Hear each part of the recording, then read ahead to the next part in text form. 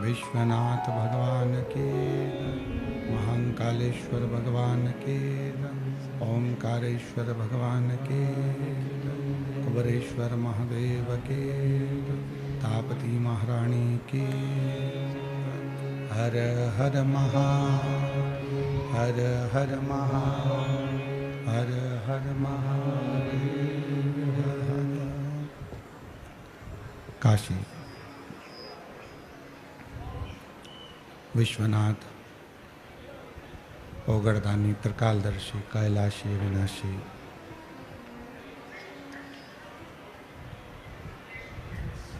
भगवान शिव, जिनकी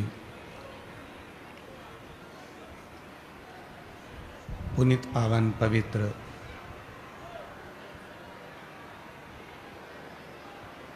शिव महापुराण की कथा भगवान देवादिदेव महादेव की पवित्र करुणा कृपा और उनकी उदारता से श्रवण करने का सौभाग्य बाबा देवाधिदेव महादेव भगवान शिव की ये पवित्र पावन भूमि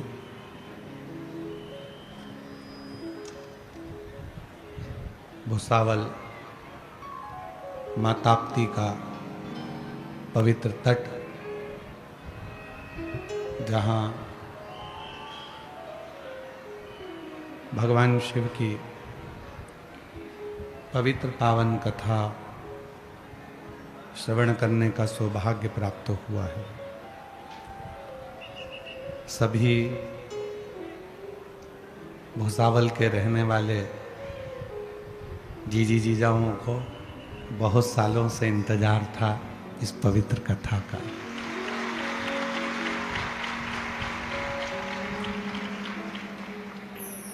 ना जाने कितने सालों से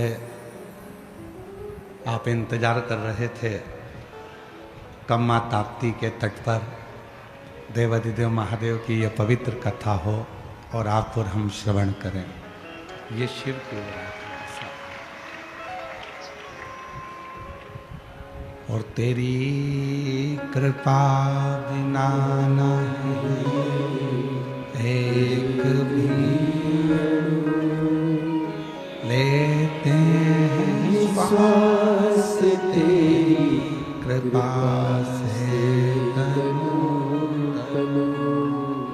बखान क्या करूं मैं रातों के ढेर का, चपटी भभूत में खजाना कुबेर का, गंगाधार मुक्ति द्वार ओंकार भोले ओंकार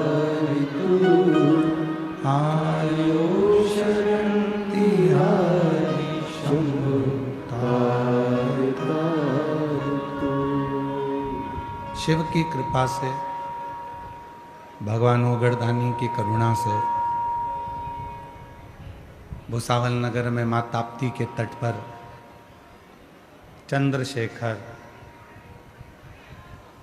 शिव महापुराण की कथा श्रवण करने का सौभाग्य प्राप्त हुआ।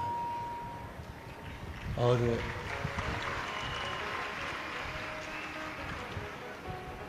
चंद्रशेखर स्वयं जो अपने मस्तक पर चंद्रमा धारण करते हैं, जो स्वयं संपूर्ण जगत का विष लेकर जगत को अमृत प्रदान करते हैं, ऐसे चंद्रशेखर भगवान की पवित्र कथा को श्रवण करने का सौभाग्य मिला। कथा के मुख्य यजमान श्री रतन जी धड़ू भाई, धड़ू जी भोई जी, श्रीमती पुष्पा रतन भोई जी, विजय रतन भोई जी, मिठना विजय भोई जी, अजय रतन भोई जी, शीतल अजय भोई जी, पाड़लसा भुसावल महाराष्ट्र के ये पवित्र मुख्य यजमान का पद ग्रहण किया है।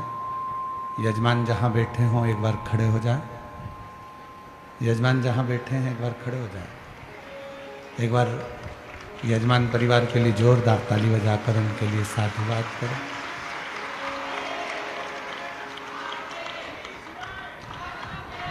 जिन्होंने इस पवित्र पावन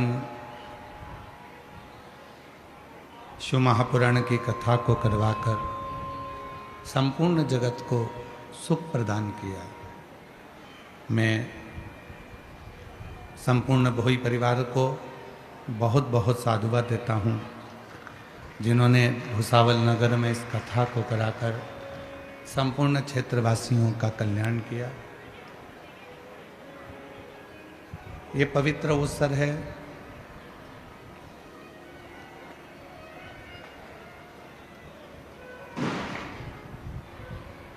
भगवान शिव की अविरल भक्ति को प्राप्त करने का।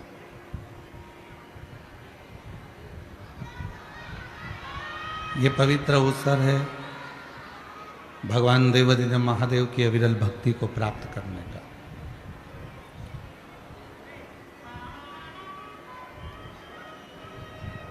और जिस महादेव की कथा को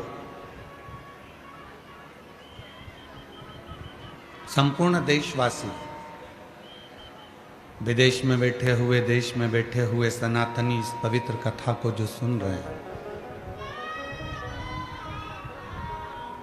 ये कथा कोई साधारण सा कोई विषय नहीं। इसको तो हमने जहां तक कहा है कि ये कथा भी नहीं है। हम तो इसको कहते हैं कि अपने पिता से, जैसे पहले फोन घर घर में नहीं होते थे, घर घर में मोबाइल नहीं होते थे, फोन नहीं होते थे, तो मार्केट में फोन बूथ होता था।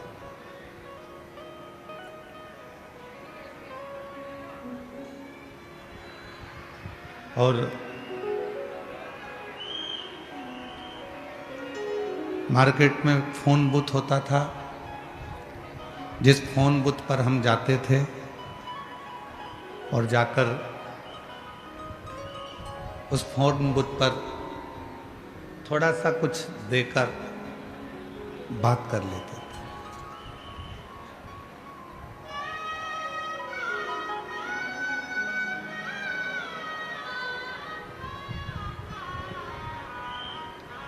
उस फोन बूथ पर जब पहुंचते और थोड़ा सा पैसा जमा कर कर फिर बात करते।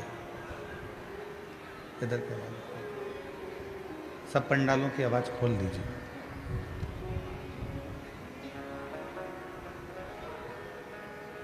जो भी चार्ज बनता उस फोन पर बात करने का वो दे देते और बात कर लेते।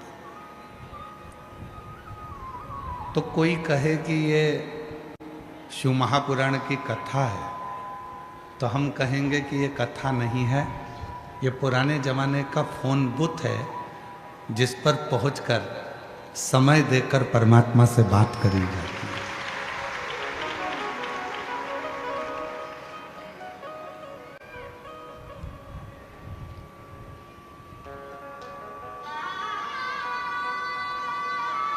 पहले जैसे फोन बूथ पर पहुंचते थे और फोन बूथ पर पहुंचने के बाद में वहां पर थोड़ा बहुत पैसा देकर बात कर लेते थे। ये वो पंडाल है जिस पंडाल में केवल कथा नहीं होती है। इस पंडाल में जब आप आते हैं, आने के बाद अपने मन को परमात्मा से लगाते हैं, श्री शिवाय नमस्तुभ्यम जब आप गुनगुनाते हैं, तब ये नंबर डायल हो जाता है और उस शिव से आपके दिल की बात होना प्रारंभ हो जाती है और बाबा उसे सुनते हैं।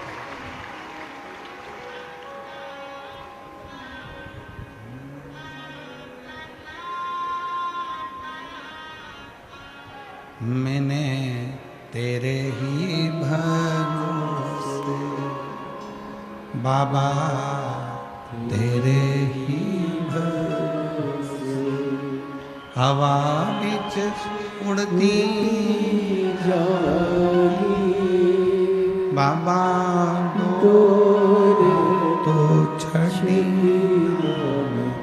कटी भोले में तेरी शंभू में तेरी हवा बिच उड़ती जागी बाबा, तो छड़ी नाम कटी।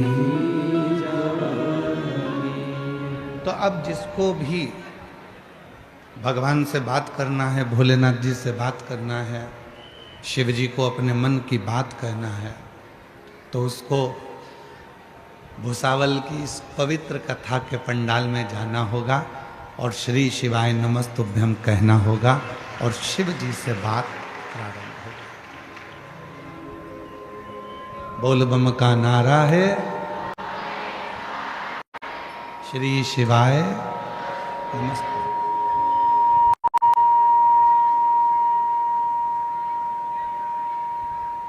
अच्छा, दो चीजों का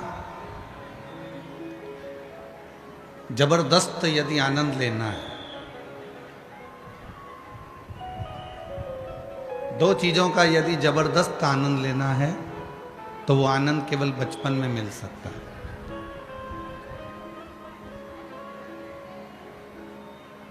एक है भजन का और दूसरा है भोजन का। भजन का आनंद भी बचपन में मिलता है। सुंदरकांड का पाठ हो रहा है, बच्चे घर पे कहकर चले गए, मम्मी अभी आ रहा हूं। कहां जा रहा है? सुंदरकांड में। कहां जा रहा है? कीर्तन में। गजानन महाराज का कीर्तन हो रहा है, धुनी वाले दादाजी का कीर्तन हो रहा है, श्री गुलाबराव जी का कीर्तन हो रहा है।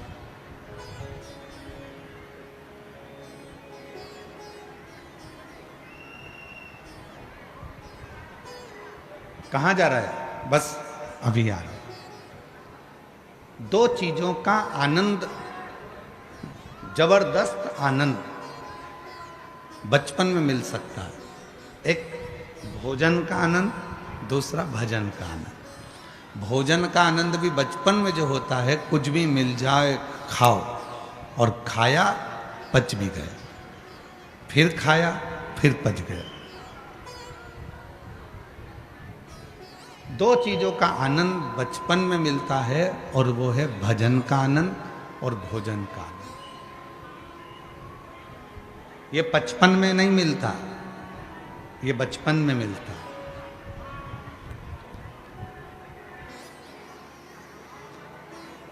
चाउमीन अच्छी लग रही है, बगर अच्छा लग रहा है, भेलपुरी अच्छी लग रही है, बड़ा पाव अच्छा लग रहा है, और जैसे जैसे जैसे जैसे उम्र बढ़ती चली गई, बचपन से 55 में पहुंच गए,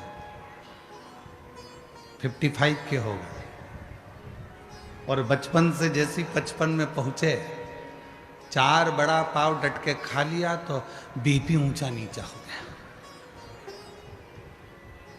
अब बचपन में बड़ा पाव खा रहे थे तो कुछ नहीं हो रहा था, पर 55 में बड़ा पाव खाओगे तो तकलीफ तो होगी। बचपन में बड़ा पाव खाया तो कुछ पेट में भी तकलीफ नहीं हुई, पर 55 में 55 की आयु में अगर बड़ा पाव खाया तो पेट पकड़ के कथा में भी मन नहीं लगेगा है?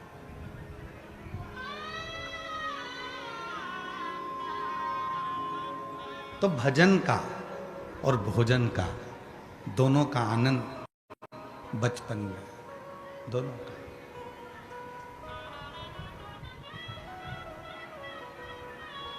भजन का आनंद भी बचपन में और भोजन का आनंद भी बचपन में।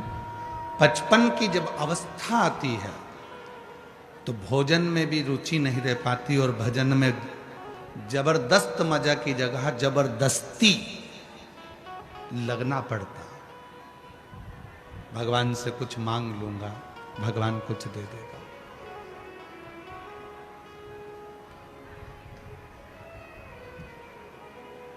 तो जितने भी भुसावल की मेरी जीजियां बैठी हुई हैं, भुसावल के मेरे जितने भी जीजा जी बैठे हुए हैं, जितने बेटी बैठी हैं, जितने बेटा बैठे हुए हैं, जितने बुजुर्ग माँ बाप बैठे हैं मेरे, उन सब से निवेदन है, यदि आप शिव महापुराण की कथा में पहुंचे हो, कोई तुमसे पूछे कि कथा सुनने आए हो, मना कर देना। हम तो फोन का जैसे बुत होता है, पुराने समय में घर घर फोन नहीं होते थे, मोबाइल नहीं होते थे, तो फोन वाले की दुकान पर फोन बुथ पर जाकर बात करना पड़ती थी। उसी तरह कोई से मत कहना कि कथा में गए, हम तो फोन बुथ पर गए हैं और जाकर बाबा से अपने दिल की बात कर रहे हैं। नंबर लगाया है, उस बाबा से बात कर रहे हैं, उस परमात्मा से बात कर रहे हैं। और शंभु शरणे मांगू घड़ी घड़ी दुख काटो दया करी दर्शन आपो शंभु शरणे मांगो घड़ी घड़ी दुख काटो दया करी दर्शन आपो। तो यहाँ केवल कथा सुनने के लिए हम नहीं आए, यहाँ हमारे बाबा से हम बात करने के लिए, अपने पिता से बात करने के लिए। इतनी चिलचिलाती हुई गर्मी, पार्किंग भी बहुत दूर, इधर वालों की पार्किंग का तो हमको नहीं मालूम, पर हम जिधर से आए तो उधर का देखा था, बहुत दूर। सिर पे बोरी, अभी हम देख रहे थे ऐसा माथे पे बोरी रख के और इधर छोरा छोरी रख के और श्री शिवाय नमस्तुभ्यम, श्री शिवाय नमस्तुभ्यम, श्री शिवाय नमस्तुभ्यम, श्री शिवाय नमस्तुभ्यम, और चले जा रहे बोरी लेके से।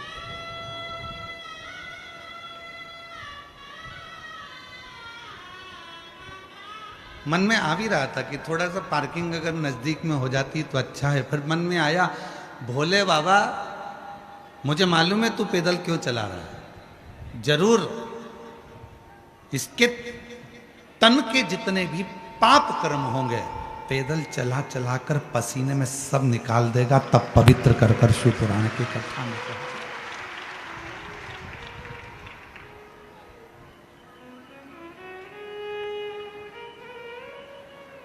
और पार्किंग पे कुछ लोग हमने देखा, जब वहां पर बैरिकेड पे कार्यकर्ता खड़े थे, पुलिस वाले खड़े थे, तो कुछ लोग अपनी जबरदस्ती भी कर रहे थे, हटो, पहचानते नहीं मेरे को। वो उनकी भाषा में बोल रहे थे, मराठी भाषा में, हमको इतना ध्यान नहीं आता है। वो कुछ कुछ भाषा समझ में आ जाती है पर पूरी पूरी नहीं आती। हटो, तुम हमें पहचानते नहीं हो। उनको देखकर भी आनंद आ रहा था कि बताओ, जरा सी पहचान पार्किंग से अंदर लेकर आ जाती है, तो भोलेनाथ जी से थोड़ी सी पहचान हो जाए तो वैकुंठ का दरवाजा भी अंदर प्रवेश करा दे। थोड़ी सी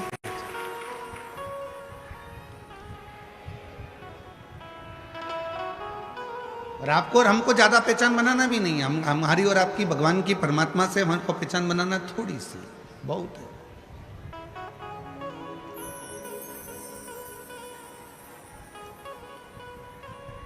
और वो थोड़ी सी पहचान जब हमें, और देखो पहचान की तो बात है, थोड़ी सी पहचान तुम्हारी हुई, थोड़ी सी जान पहचान तुम्हारी हुई तो तुम आगे आके बैठ गए।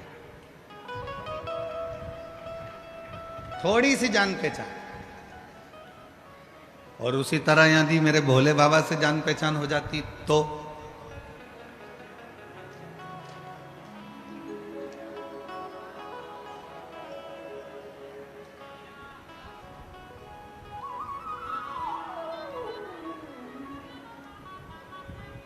अभी आशीष जी बोल रहे थे, गुरुजी आपने बोला था चंद्रमौलेश्वर कथा को बाँचेंगे आप भूसावल में। तो जैसे आशीष जी ने बोला तो हमारे स्मरण में आया कि भगवान शंकर ने चंद्रमा अपने मस्तक पर क्यों धारण किया।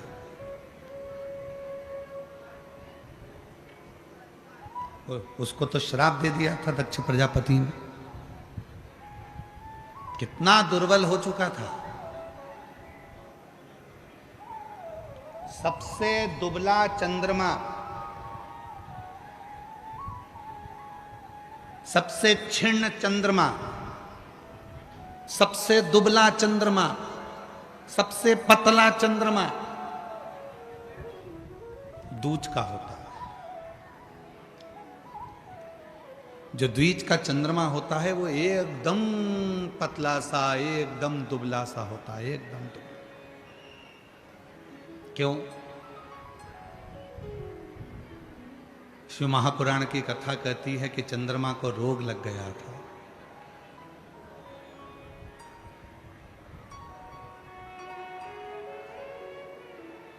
और चंद्रमा को रोग लगा, ऐसी बीमारी चंद्रमा को लग गई कि उसका शरीर धीरे धीरे धीरे धीरे छिन्न होने लगा। चंद्रमा के शरीर में एक रोग लग गया, शरीर पूरा धीरे धीरे धीरे धीरे छिन्न होने लगा। ये रोग नहीं लगता। दक्ष प्रजापति का श्राप भी चंद्रमा को नहीं लगता, रोग भी नहीं लगता, श्राप भी नहीं लगता। लगने का कारण केवल एक था, स्वयं चंद्रमा। दुनिया में किसी की सामर्थ्यता नहीं है कि कोई आपका बुरा कर दे। दुनिया में किसी की सामर्थ्यता नहीं है कि कोई आपका बुरा कर दे। दुनिया में किसी की सामर्थ्य नहीं है कि कोई आपको श्राप भी दे दे, क्योंकि श्राप देने वाला व्यक्ति भी ऐसा होना चाहिए कि जिसकी जिंदगी में कभी कोई निंदा ना हो। श्राप देने वाला व्यक्ति भी ऐसा होना चाहिए जिसकी जिंदगी में कोई पाप ना हो। श्राप देने वाला व्यक्ति भी ऐसा होना चाहिए जिसकी जिंदगी में उसने कभी किसी का दिल ना दुखाया हो। श्राप देने वाला व्यक्ति भी ऐसा होना चाहिए जिसने अपनी जिंदगी में कभी किसी के लिए आड़ा टेढ़ा ना कहा हो। श्राप देने वाला व्यक्ति भी अपनी जिंदगी में ऐसा होना चाहिए जिसने जीवन में किसी का दिल ना दुखाया हो। श्राप देने वाला व्यक्ति भी ऐसा होना चाहिए जिसके एक एक रोम से 3.5 करोड़ रोम में से केवल भगवान का नाम निरंतर निकल रहा हो। ना भूख लगे, ना प्यास लगे, ना कहीं जाना, ना कहीं आना, ना अपने भवन से निकलना, ना कहीं भवन से बाहर जाना, केवल भजन केवल भजन केवल भजन में डूबा रहे, तो उसका श्राप लग सकता। पर आज का व्यक्ति कहे मैं तुझे श्राप दे दूंगा तो कहना हो दे दे, ला कोई दिक्कत नहीं है, उसमें कोई टेंशन नहीं चाहिए, दे दे।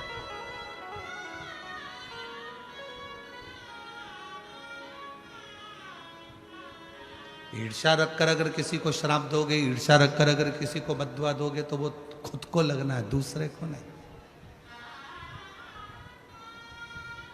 किसी की सामर्थ्यता नहीं है कि कोई तुम्हारा बुरा कर दे। बुरा कौन करता है? अपन स्वयं। कई माताएं ऐसी हैं, कई भाई ऐसे हैं, कई जीजी ऐसी हैं, कई जीजा ऐसे हैं, कई बेटियां ऐसी हैं, कई बेटा ऐसे हैं। एग्जाम देने जा रहे हैं तो भी मन में सोच रहे हैं मुझे लगता है कि मेरा ये वाला पेपर बिगड़ेगा।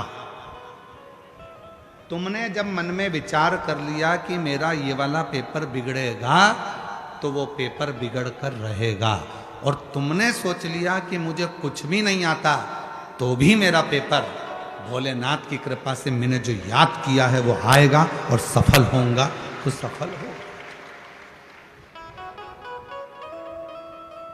सफलता मिलेगी और उसका फल, ये केवल हम व्यासपीठ से बोलें तो बात दूसरी। यहाँ एक पत्र आया, एक पत्र आया और उस पत्र में ये बात लिखी, और जिस किसी का भी ये पत्र है, पहला पत्र आपको नमन करता हूँ भूसावल की पवित्र व्यासपीठ से, सबसे पहला पत्र है।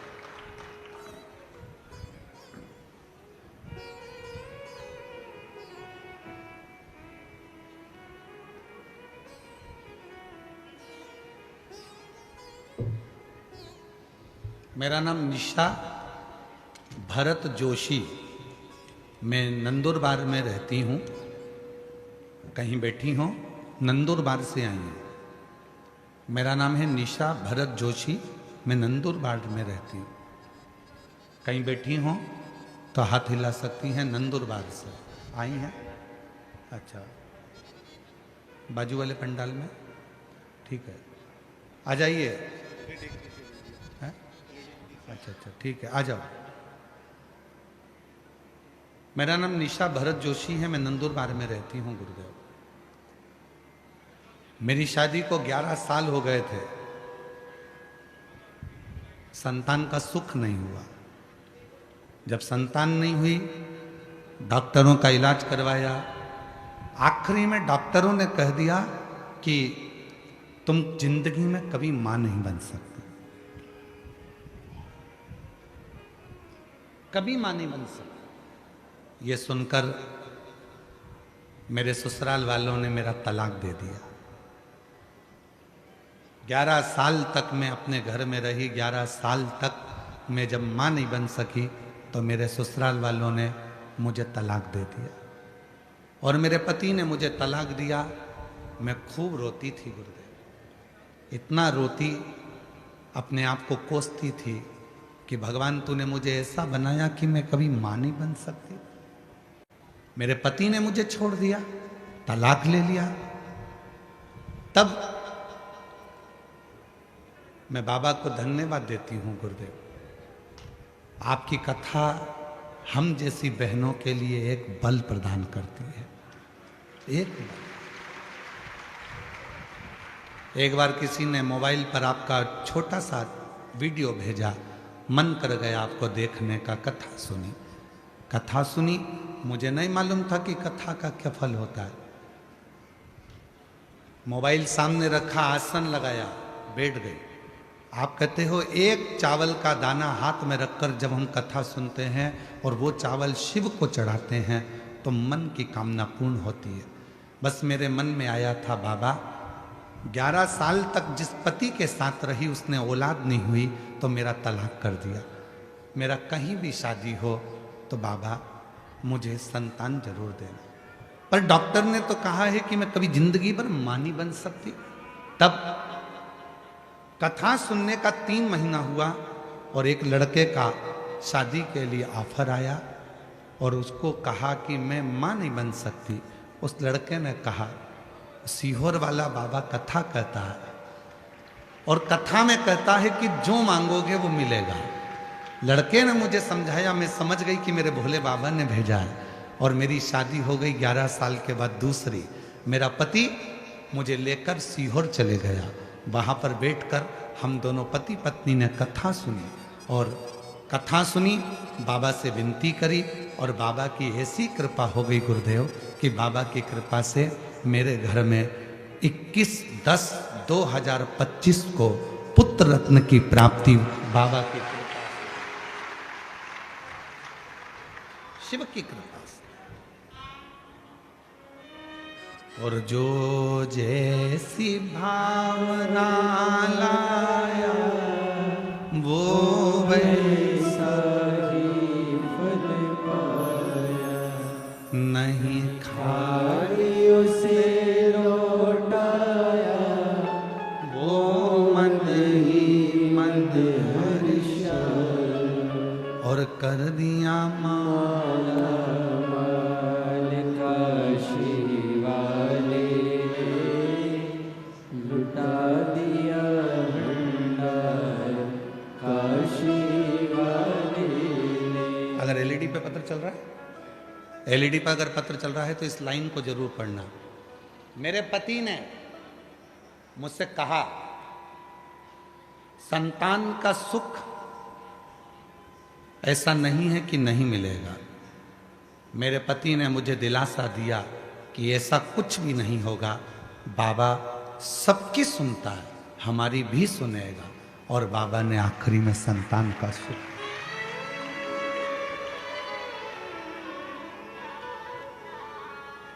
मेरी जीजियों, अभी आपको कथा में कहा था जो सब जगह से हार जाए, वो चंद्रमा जब पूरी तरह से एकदम क्षीण हो गया, वो चंद्रमा जब पूर्ण तरह से क्षीण हो गया, क्षीण, एकदम दुर्बल, एकदम दुर्बल।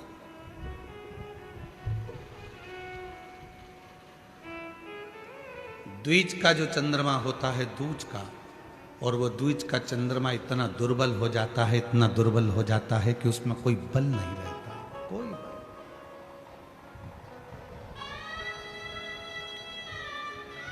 और याद रखना, जब व्यक्ति सब जगह से ठोकर खा लेता है, हर जगह से उसको धक्का मिलता है, हर जगह से उसको परेशानी मिलती है, और आखिरी में जब वो शंकर जी को 1 लोटा जल चढ़ाना प्रारंभ करता है तो शिव जी उसको अपने मस्तक पर बिठा लेते हैं। शिव अपने मस्तक। बोल चंद्रशेखर महादेव की, तापती माता की। चंद्रमौलेश्वर है, चंद्रशेखर है, चंद्रशेखर। दरबार में भोले बाबा के दुख दर्द मिटाए दुनिया के सताए लोग, दुनिया के सताए लोग सीने से लगाए जाते, सीने से लगाए जाते। जो दुनिया में ठोकर पड़ी हो, अपशब्द कह दिया हो, ताना दे दिया हो, गाली दे दी हो, आड़ा टेढ़ा कह दिया हो, खूब ठोकर पड़ गई हो, दुनिया ने कह दिया कि तुम किसी काम के नहीं, तब याद रखना कहीं मत जाना, देव अधिदेव महादेव की शरणागति में जाना, भगवान शंकर के पास जाना, एक लोटा जल चढ़ाना और दिल से श्री शिवाय नमस्तुभ्यम कहकर पुकारना। वो शिव तुम्हें हृदय से लगा लेगा, अपने गोदी में बिठा लेगा। वो शिव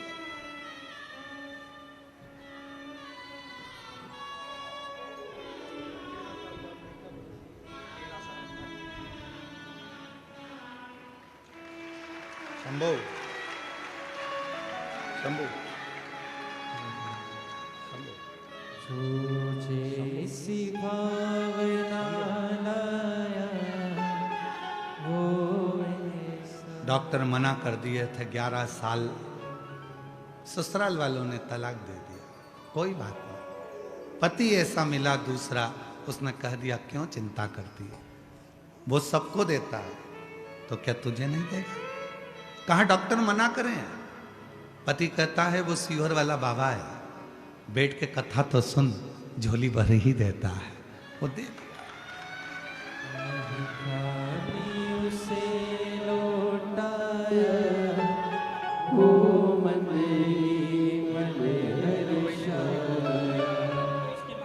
कर दिया माला माल काशी वाले, लुटा दिया भंडार काशी वाले। एक विश्वास, एक भरोसा, एक दृढ़ता आपके भीतर है। और फिर निवेदन करूंगा मेरी जीजियों, आपसे निवेदन है, गर्मी बहुत तेज है, धूप बहुत तेज है, टाइम पास करने के लिए शिव पुराण में मत आना, भीड़ बढ़ाने के लिए शिव पुराण में मत आना, भीड़ बढ़ाने बिल्कुल मत आना, घर में बैठे रहो इससे तो। हाँ, शिव पुराण में जब आना जब तुम्हारा विश्वास पक्का हो कि मैं जाऊंगी, बैठूंगी और मेरा बाबा मेरी गोदी भरेगा, तो भरोसा है तुमको तो तुम कथा में आओ, नहीं तो अपने घर पर आराम से काम करो, बड़ी बनाओ, पापड़ बनाओ, कुल्लाई बनाओ, तलो खाओ, बड़ा पाव बनाओ, तलो खाओ। टाइम बर्बाद करने के लिए कथा में मत।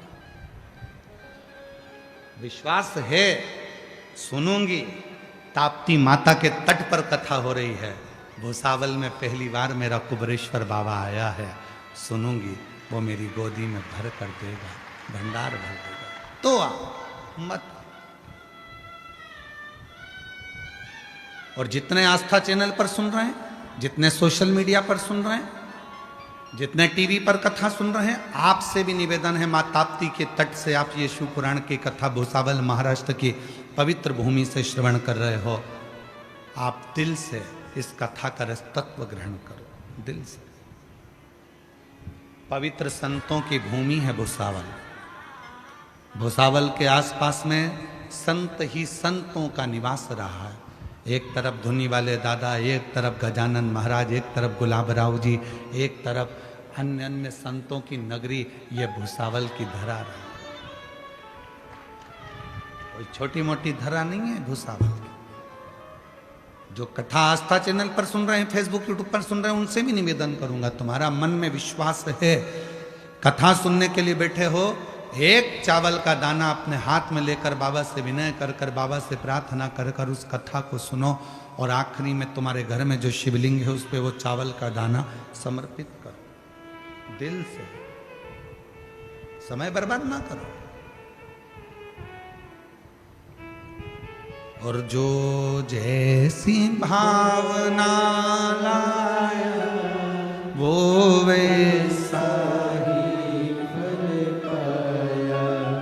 नहीं, खाली उसे लौटाया वो मन ही मन हर्षाया, और कर दिया माला माल काशी वाले ने, लुटा दिया भंडार काशी वाले ने। सभी को आता है क्या बोलना? अरे जम के तो बोलो। तो तुम लोग काय को बोल रहे हो? तुम चुप रहो, तुम लोग बोलो। लुटा दिया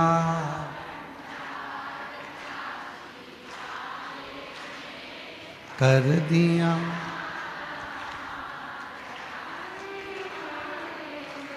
जो जैसी भावना लाया वो वैसा ही फल पाया, नहीं खाली उसे लौटाया वो मन ही मन हर्षाया, और कर दिया माला माल काशी वाले ने, लुटा दिया भंडार काशी वाले ने। बुलाया उसने, आप कथा में नहीं आए, उसने बुलाया। कितने लोग बैठे हैं जिनके घर पर कोई पत्रिका देने गया था कथा की? जम के बोलो, तुम्हारे यहां कोई पत्रिका देने गया कथा की? जम आवाज नहीं आई। नहीं। पीले चावल देने कोई गया? नहीं। बोलने गया? नहीं। तो तुम्हें कथा में किसने बुलाया? किसी ने नहीं। तुम्हें कथा में बुलाया है तुम्हारे पिता ने, तुम्हारे बाबुल ने, तुम्हारे बाबा ने। अब जब उसने बुलाया है तो देने वाला भी कौन है? बिठाने वाला कौन है? सुनाने वाला कौन है? किसी की सामर्थ्यता नहीं है कोई तुमको सुना दे।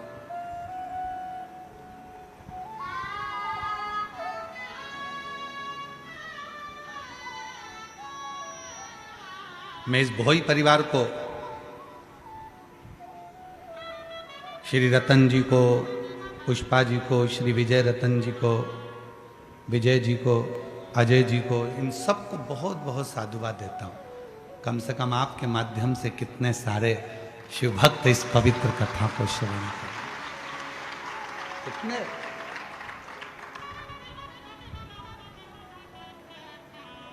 ये उसकी कृपा हो।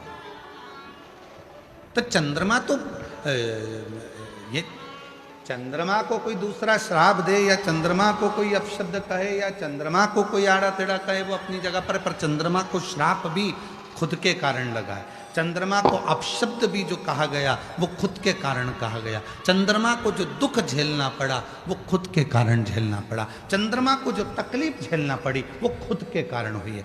किसी की सामर्थ्यता नहीं है कि कोई तुमको रोक दे।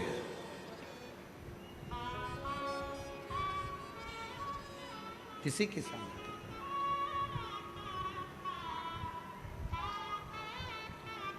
तुमने खुद ने सोचा कि मेरा ये वाला पेपर बिगड़ेगा, मुझे याद नहीं है, मैं पढ़ नहीं पाई, मेरा ये वाला पेपर बिगड़ जाएगा, मेरा ये वाला पेपर बिगड़ जाएगा। जब तुमने सोच लिया तो वो पेपर बिगड़ेगा जरूर। तुमने कोई कंपनी खोलना प्रारंभ करी पहले तो तुम्हारे अंदर कोई उत्साह था, मैं ये दुकान खोल रहा हूँ, मैं ये काम कर रहा हूँ, मैं ये नौकरी कर रहा हूँ, मैं ये काम कर रहा हूँ, पहले बहुत उत्साह था। फिर मन में आया मेरे को ऐसा लग रहा है कि इसमें सफलता नहीं मिलेगी। पहले जब तुम्हें उत्साह था, उतने उत्साह से आगे बढ़ो तो सफलता मिल जाती। तुमने धीरे धीरे विचार करा मुझे सफलता नहीं मिलेगी, ऐसा लग रहा है, मेरा काम गड़बड़ होगा ऐसा लग रहा है, तो वो काम गड़बड़ होगा ही, उसमें सफलता नहीं मिलेगी, ये निश्चित है।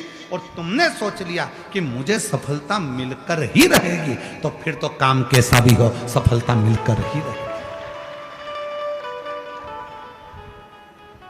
सफलता मिलकर ही, ये कोई दूसरा नहीं करता, अपना मन, अपनी इंद्रियां, अपने के लिए।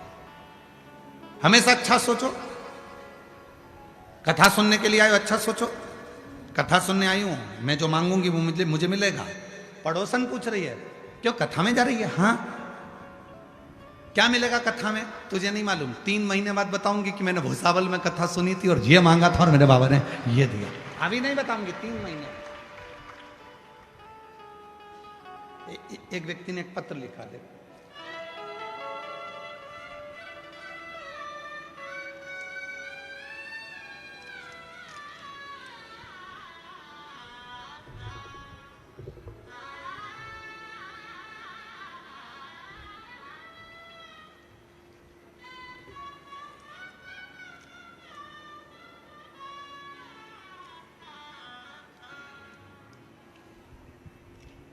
सुरेखा राजेंद्र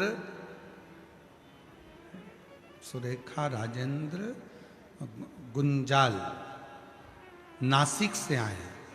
मेरा मोबाइल नंबर ये है, नासिक से हैं, कहीं बैठे हों तो हाथ हिला सकते हैं। सुरेखा राजेंद्र गुंजाली लिखा है ना, पढ़ के बताओ जरा टीवी पर। गुंजाल है ना? यहाँ टीवी ना लगाइए, सुरेखा राजेंद्र गुंजाल कहीं बैठे हों तो हाथ हिला सकते हैं। नासिक से आए, अगर बैठे हों तो बेलपत्र लेने के लिए व्यासपीठ पर आ सकते हैं। गुरुदेव, मेरा बेटा कभी नहीं मानता था, पर जितनी बार उसने इंटरव्यू दिया उतनी बार वो फेल हो गया। आखिरी में मैंने उससे कहा कि एक बार तू सीहोर वाला बाबा कहता है शिव जी के मंदिर जा, जल चढ़ा, बाबा से प्रार्थना कर। गुरुदेव, मैं बाबा को आज धन्यवाद देने के लिए आई हूं। मेरे बेटे ने खुद मीठे का प्रसाद बनाया, 2 बार पशुपतिनाथ का व्रत किया और 2 बार सीहोर पहुंच गया। सीहोर में जाकर आप कहते हो कि रोज शाम को सीहोर में कुबरेश्वर धाम पर प्रदोष काल में आरती होती है। मेरे बेटे ने 2 बार सीहोर गया, आरती, शाम की आरती को अटेंड किया, बाबा से प्रार्थना करी और बाबा की ऐसी कृपा हुई कि मेरा बेटा इंटरव्यू में पास हो गया। सोमवार का दिन था, प्रदोष का दिन था, जिस दिन मेरे बेटे ने क्लियर करा। आज बाबा की कृपा से मेरा बेटा फ्लाइंग ऑफिसर एयरफोर्स के पद पर नियुक्त हो गया है। आज मेरा बेटा फ्लाइंग ऑफिसर बन गया है और मैं बाबा को यहाँ धन्यवाद देने के लिए आई हूँ। फ्लाइंग ऑफिसर,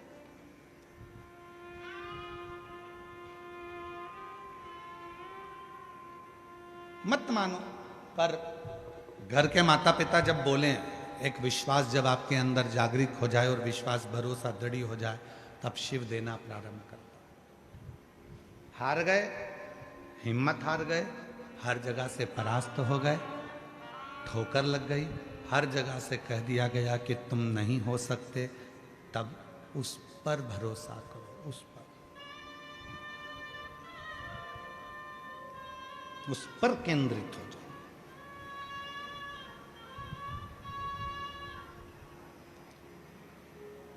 और मेरे बाबा तेरी नौकरी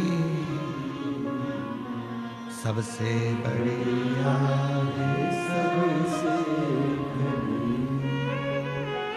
तेरे दरवाजे की चाबी सबसे बढ़िया है सबसे बढ़िया। जब से तेरा गुलाम हो गया, तब से मेरा भी नाम हो गया। जब से तेरा गुलाम हो गया, तब से मेरा भी नाम हो गया। वरना औकात क्या थी मेरी, सबसे बढ़िया सबसे बढ़िया। इसमें गलती किसी की नहीं है, गलती चंद्रमा की है। एक सभा लगी हुई थी, सारे देवता बैठे हुए थे, सब देवता बैठे हैं, सभा लगी है।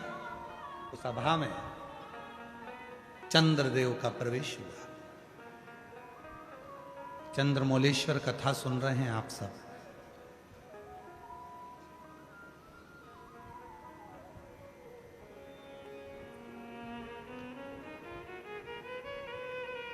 चंद्रमा का प्रवेश हुआ। चंद्रमा के जन्म की दो कथा की है।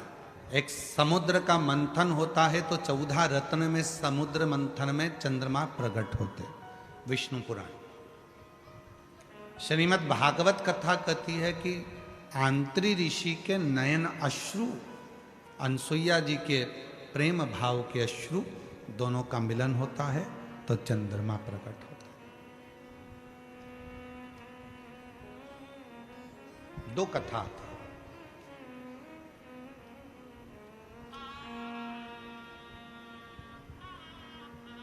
बड़े सुंदर थे चंद्रमा, विद्वान थे चंद्रमा, औषधियों को जानते थे चंद्रमा, बहुत अच्छी औषधियों को प्रकट कर लेते थे चंद्रमा। तो देवताओं ने उनको ग्रहों का स्वामी बना दिया था,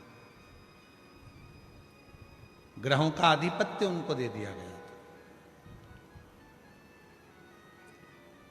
दक्ष प्रजापति की 27 कन्याओं का विवाह चंद्रमा के साथ हो गया।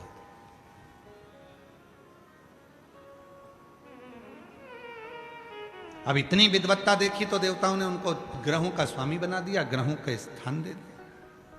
पर कभी कभी ऐसा होता है कि जिस व्यक्ति को बहुत सम्मान मिल जाता है, बहुत आदर मिल जाता है, बहुत सत्कार मिल जाता है, तो उसके मुख पर अभिमान, उसके मुख पर अहंकार प्रकट होने लगता है,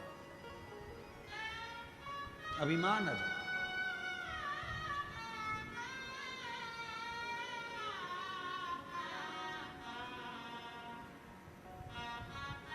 जैसे मदनासुर, सतयुग का एक ऐसा असुर हुआ मदनासुर, जिस मदनासुर ने ब्रह्मा जी से वर प्राप्त करा, भगवान विष्णु से वर प्राप्त करा, सारे वर उसको मिलकर और इतना अभिमान में डूब गया, इतना अभिमान में डूब गया। फिर उसके मन में आया कि मैं देव अधिदेव महादेव से कुछ प्राप्त नहीं कर पाया, तो शंकर जी से प्राप्त कर। मदनासुर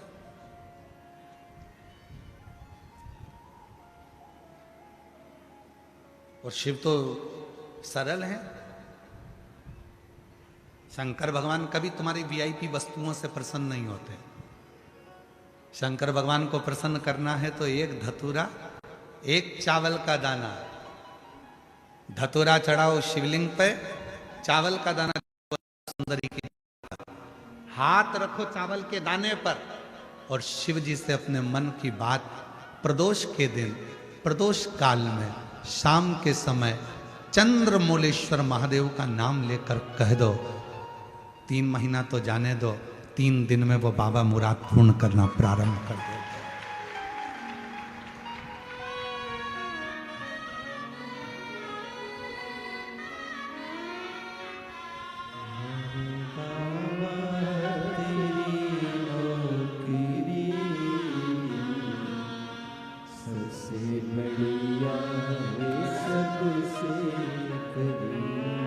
रोते नहीं, अच्छे, अब तो खुश रहो, बेटा ऑफिसर बन गया, और क्या चाहिए। एक बार जोरदार ताली बजाओ। बेटा फ्लाइंग ऑफिसर बना है।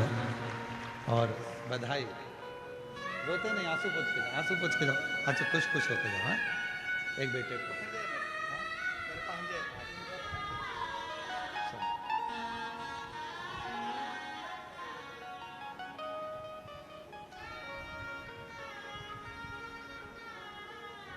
शिव सरल है।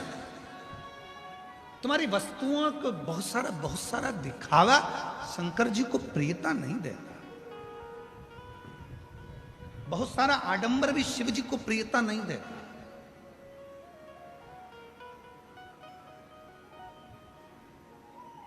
कितनी सुंदर शिव महापुराण में वर्णन किया गया कि भगवान शंकर को बहुत बड़ी बड़ी वस्तुओं से रिझाने का प्रयास मत करो।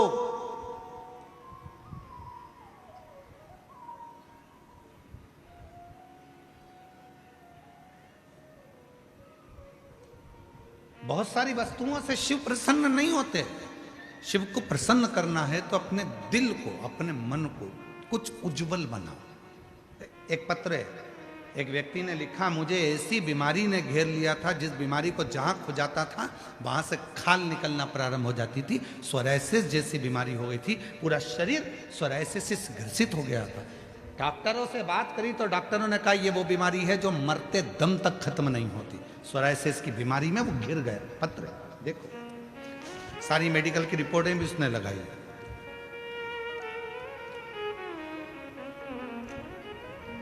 मेरा नाम राजेश गणेश राजवत, मेरा मोबाइल नंबर ये है। मैं वरण गांव रामपेट का निवासी हूँ। कहीं बैठे हों तो हाथ हिला सकते हैं और कहीं बैठे हों तो आ सकते हैं। मेरा नाम राजेश गणेश राजवत, मेरा मोबाइल नंबर ये है। मैं वरण गांव रामपेट का निवासी हूँ। बाबा 5 से 6 सालों से सोरायसिस की बीमारी थी गुरुदेव।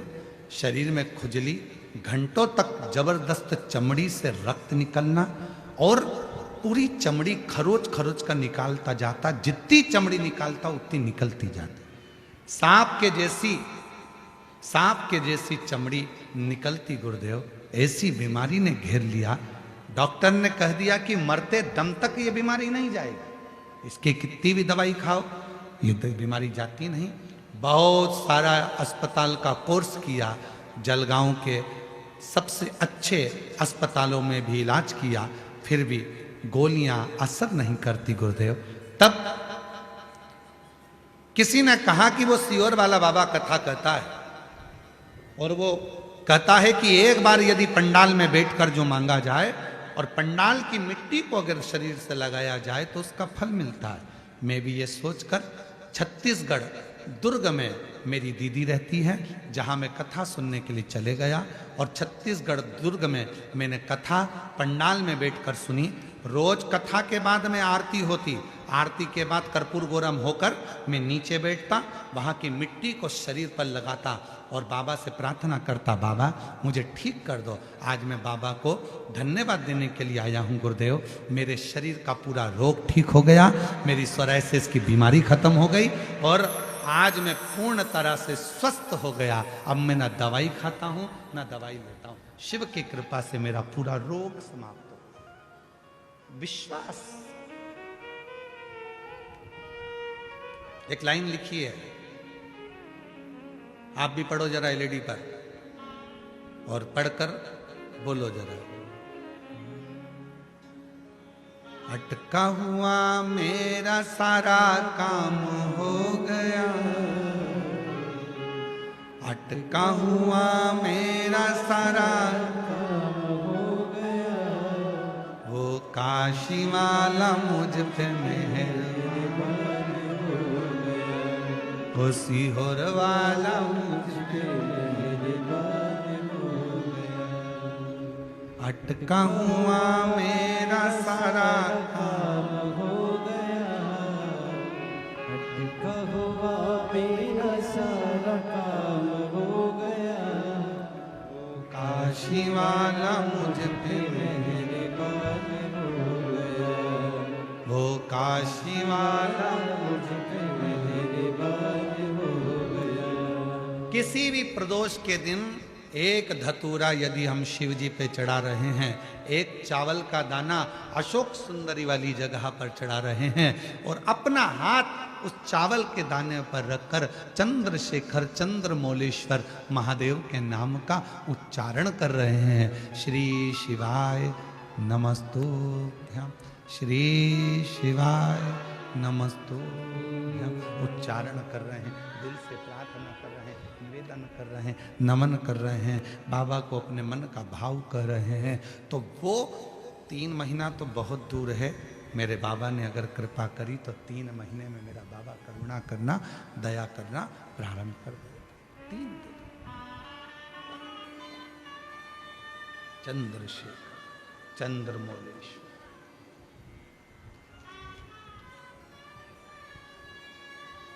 अभिनय करें उससे।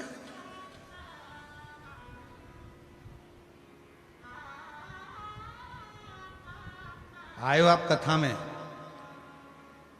दूर दूर से आए हो, 25, 50, 100 रुपए का पेट्रोल डीजल लगा के आए, बैठे हो, कथा सुनो, कथा की आरती हो,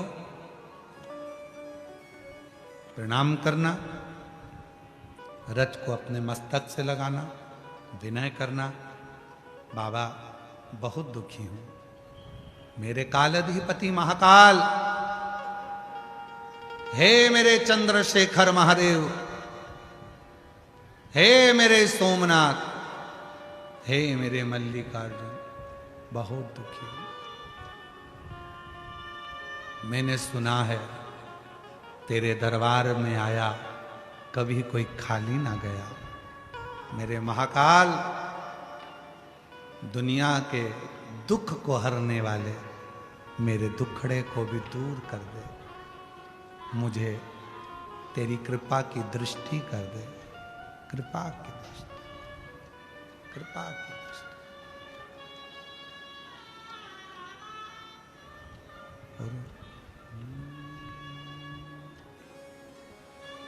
उज्जैन के राजा कभी कृपा न जरिया, राजा कभी कृपा नजरिया, राजा महाराजा कभी कृपा नजरिया, दुखिया पे डालना रे।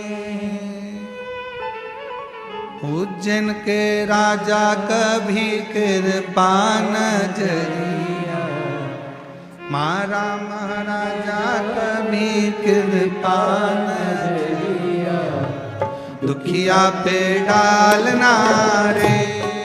ओ भोले बाबा, उज्जैन के राजा कभी कृपा नजरिया, राजा महाराजा कभी कृपा नजरिया, दुखिया पे डालना रे।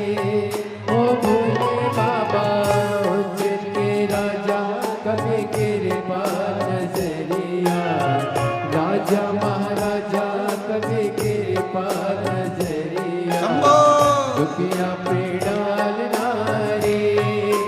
ओ उज्जैन के राजा कभी कृपा नजरिया, दुखिया पे डालना रे।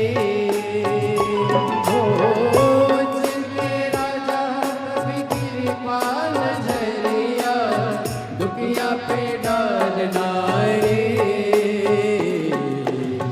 राजा महाराजा कभी कृपा नजरिया, राजा महाराजा कभी कृपा नजरिया, दुखिया पे डालना रे।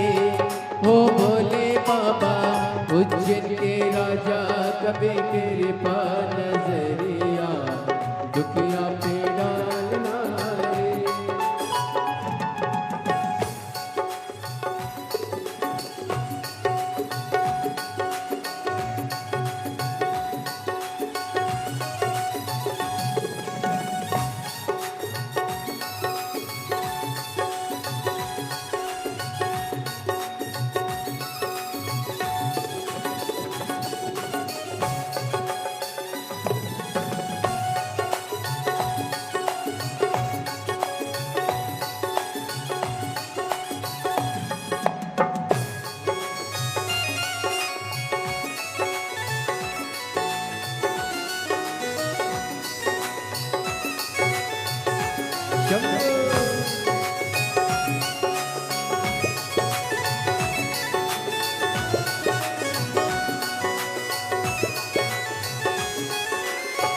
पार्वती पति शिव जी है प्यारे, कैलाश पर मेरे भोले विराजे, मेरे भोले विराजे, मेरे भोले विराजे। पार्वती पति शिव जी है प्यारे, कैलाश पर मेरे भोले विराजे, मेरे भोले विराजे, मेरे भोले विराजे। मन कामेश्वर बाबा मन की मुरादे, माँ कालेश्वर बाबा मन की मुरादे, झोली में डालना रे ओ भोले बाबा। उज्जैन के राजा कभी कृपा नजरिया, दुखिया पे डालना रे।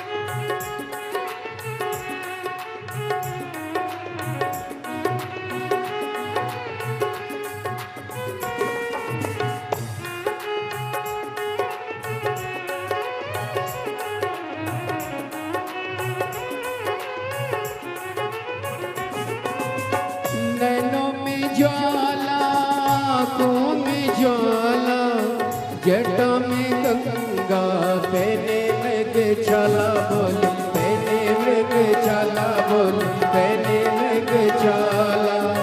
नैनों में ज्वाला, आँखों में ज्वाला, जटा में गंगा, पहने मृग छाला बोल, पहने मृग छाला बोल, पहने मृग छाला। खुलती है जब उनकी तीसरी वो अखियाँ, खुलती है जब उनकी तीसरी वो अखियाँ, तांडव कर डालना रे हो भोले बाबा। उज्जैन के राजा कभी कृपा नजरिया, राजा महाराजा कभी कृपा नजरिया, दुखिया पे डालना रे।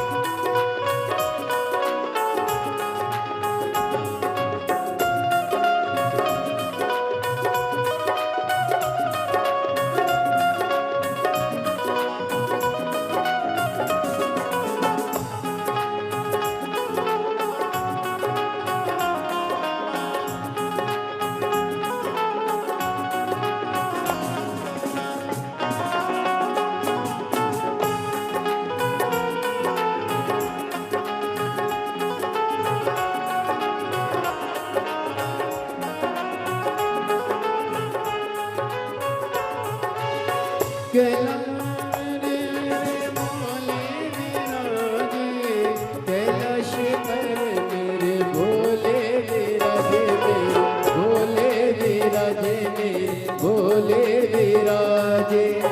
पार्वती पति शिव जी है प्यारे, कैलाश पर मेरे भोले विराजे, मेरे भोले विराजे, मेरे भोले विराजे।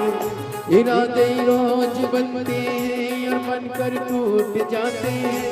इरादे रोज बनते हैं और बनकर टूट जाते हैं। वही वो चैन जाते हैं जिन्हें बाबा बुलाते हैं। वही वो चैन जाते हैं जिन्हें बाबा बुलाते हैं। पार्वती पति शिव जी है प्यारे, कैलाश मरे मेरे भोले विराजे, मेरे भोले विराजे, मेरे भोले विराजे। मन कामेश्वरे बाबा मन की मुरादे, मन कामेश्वरे बाबा मन की मुरादे। झोली में डालना रे ओ भोले बाबा, उज्जैन के राजा कभी कृपा नजरिया, दुखिया पे डालना रे।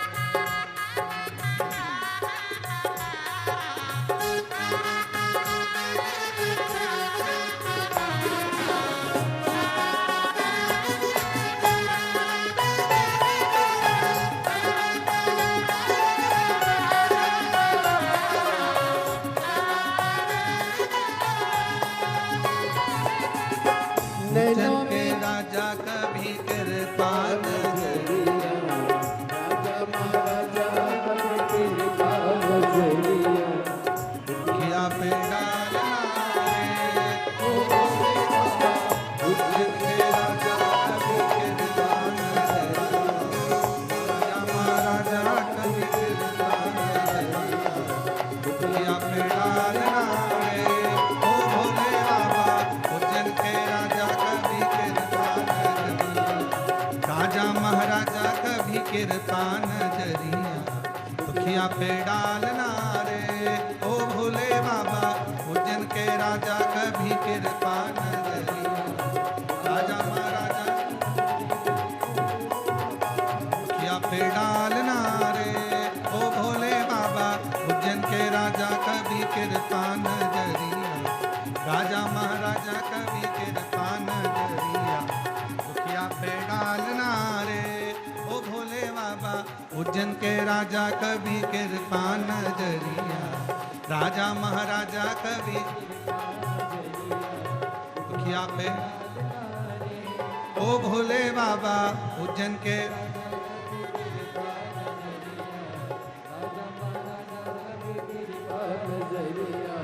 दुखिया पे